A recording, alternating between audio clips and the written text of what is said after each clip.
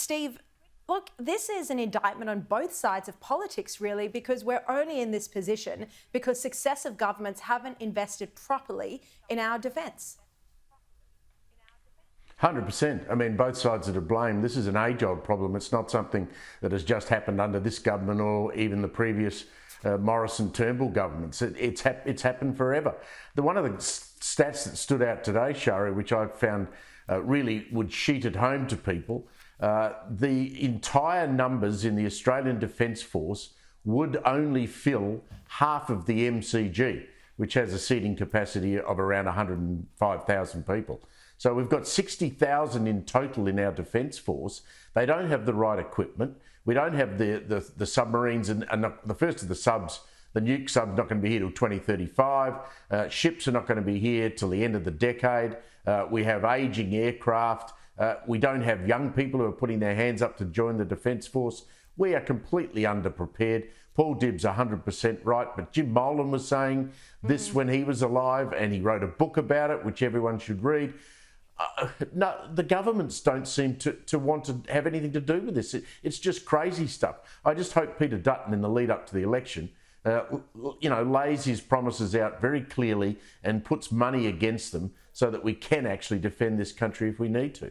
I mean, this is the scary thing, Bronwyn, is that, we're seeing an increasingly aggressive China. We're seeing so much volatility in different parts of the world. And the truth is, Australia does need the US to help defend us. We couldn't defend ourselves from an attack from China.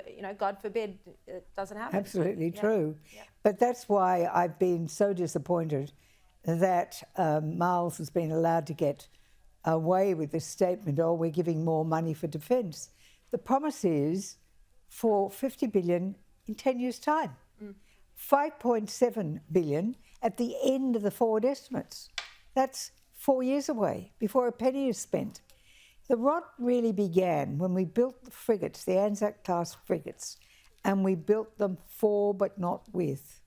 So they didn't have any armaments on them.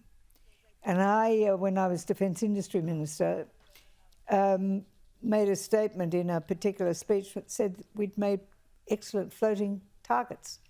Well, that really did cause us but to give Howard his credit, only Defence was spared cuts in that first year.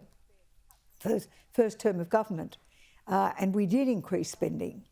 Now things have gone on since then, but there has been in this government a complete failure. Paul Dibb's quite right, and I knew Paul Dibb in those years, and Paul Dibb is quite right, that this government has no stomach for increasing the effectiveness of our Defence Force. But we needed to order equipment long ago. I mean, even if we order it now, it's we not have going to be no here long-range missiles. Decade, 2 decades. It's going to take a long time. All right, Bronwyn Bishop and Steve Price, thank you both so much for your time tonight.